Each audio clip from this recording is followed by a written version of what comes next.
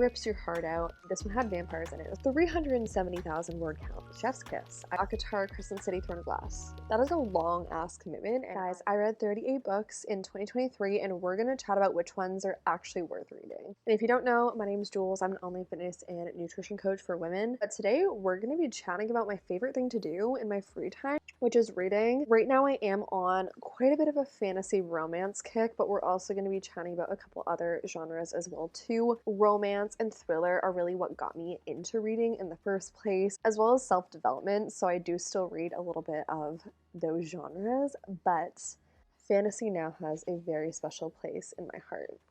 As you can see, I have also decorated my Kindle. Let me share this with you. So I got these stickers off of Amazon. I'll link them below in my storefront, but they're so cute. Like it says Smut Squad member, a quart of smut and wingspan. That's an Akatar reference. Also, complete side note, I was very skeptical to purchase a Kindle because I do love having like a physical, tangible book in my hand.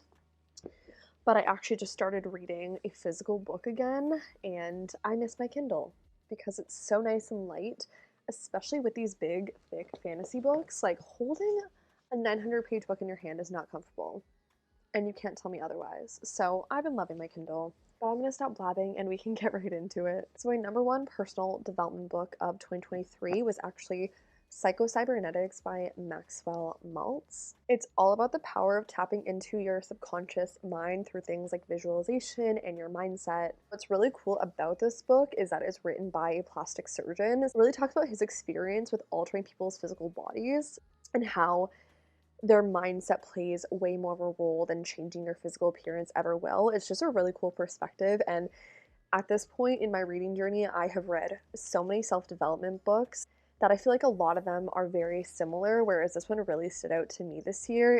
It was just really fascinating. Like I really just enjoyed it.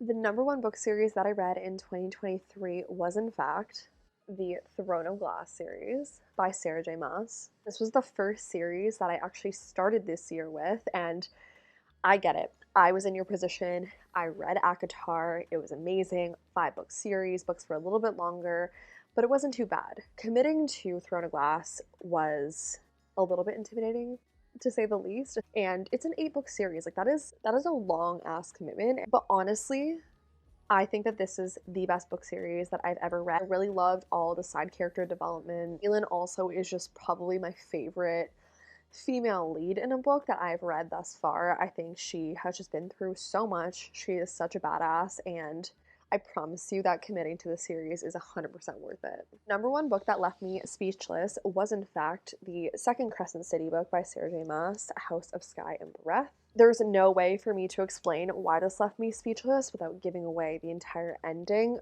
but a lot of people say that you should read it. You should read Akatar, then Throne of Glass, and then Crescent City, I'm pretty sure, or it might be Akatar, Crescent City, Throne of Glass. I can't remember now. All I know is that a lot of people say I think you should read Crescent City last, which does make sense in the timeline of things. And it also makes sense because her third book in this series is coming out at the end of January, I think January 30th. The number one book that made me cry this year was in fact Kingdom of Ash by Sarah J. Maas. This is the last book in the Throne of Glass series. And again, I think because you're with these characters for so long, you really do develop such like an attachment, emotional connection to them. And so much happens in this last book that like rips your heart out, puts it back together. Even just thinking about it, I feel like I could cry, but it is again such a good series. Like I could reread this series on an annual basis and love it more probably every single time.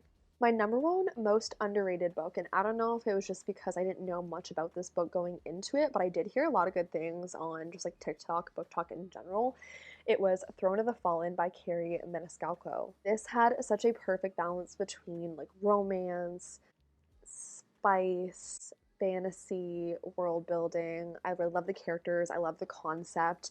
It's also a one-off. I'm pretty sure there isn't any other books in the series, which I think is always so nice. Love when I can just kind of read a one-off and it's like a full well-rounded story that was just, it was just chef's kiss. I really, really love this. My number one spiciest book of the year was in fact Fall of Ruin and Wrath by Jennifer L. Armentrout. This was actually my first Armentrout book. It's going to be a series, so this is just the first book in this series. So good. I won't lie, from my perspective, I felt like about 70 to 80%, if not more, of this book was just straight up smut. But there was definitely still plot, and it was just very, very enjoyable. I really, really like this one. Number one most book of the year, I actually have two. One of them is a book that I did just finish. The Only One Left by Riley Sager. Again, I didn't really know much about this book going into it. And I think the nice thing about thrillers is I really try and come to terms with what I think is going to happen at the end of the book. And I kept doing that in this book, but it just continued to surprise me. And I love when thrillers do that. When you think you know the ending and then it just continues to like twist and turn and just leave you like just shocked. And then the other one was None of This Is True by Lisa Jewell. Lisa Jewell was one author that I really got into when I first started reading. I actually have a bunch of her books on this back shelf, but I actually think that this is the best Lisa Jewell book that I have read. Left me shocked. I thought I knew the ending. It kind of left me speechless. I'll briefly go over a couple other books that I read this year as well. I did read Once Upon a Broken Heart series. This is a YA romance. This is probably the best YA romance series books that I read this year. I also read The Cruel Prince by Holly Black, which was also pretty solid, but I did definitely prefer the plot, the storyline with Once Upon a Broken Heart. I also pleasantly loved One Dark Window, again another series that I didn't really know too much about. And I read this around Halloween, which I feel like it is such a like good spooky season book, but I read book 1 and 2. The second one came out in November. And this was such a good series as well. I absolutely devoured it. The Serpent in the Wings of Night was another series that I read this year. Again, another really good one. This one was a little bit more smutty. This one had vampires in it. This was my first like vampire book, which I wasn't sure about, but I actually genuinely enjoyed it. I did also read Fourth Wing and Iron Flame. Again, both of those were really high up there. I feel like everyone's talking about these books, so I'm not going to go too in depth, but those were also on my reading list of 2023. A couple other books I just didn't really love slash vibe with, and this one might be a hot take because I know a lot of people really like this series, was the Crooked Kingdom series. I read book 1 and book 2. I don't know what it is, guys. I just like could not get into the series. Like my favorite part about it definitely was the characters, but I don't know, I wasn't vibing with it. I don't know if anyone else can resonate. I also read Rhapsodic by Laura Thalassa. This was a series that I read directly after Throne of Glass, so I don't know if I was kind of setting myself up for failure, but I just didn't really love this series. I also just felt like the writing was a little bit like immature in my personal opinion. I did end up reading all 4 books in the series, and I honestly should have just stopped after book 1 because it really slowed down how quickly I got through my books this year. My current read is Manacled, which is actually what I got gifted for Christmas this year, and I'm so excited about it. I'm gonna show you guys it.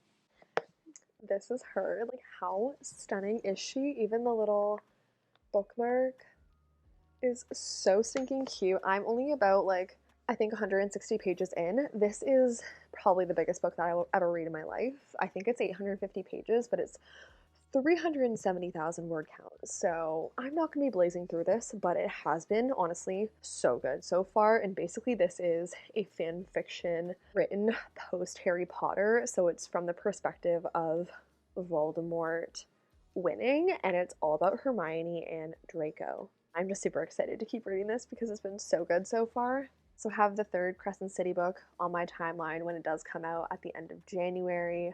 I also really want to read Powerless by Lauren Roberts. I've heard that book's amazing. It's been such a fun year of books. There's been some that I've absolutely loved, some that have left me literally in tears, and some that I just didn't vibe with, and that is okay. Definitely go and follow me on Goodreads. I keep everything up to date over there if you want to see what I'm currently reading. Definitely check that link out in the description. And let me know if you do try any of these books that I did recommend. Happy reading, you guys. I'll see you in my next video.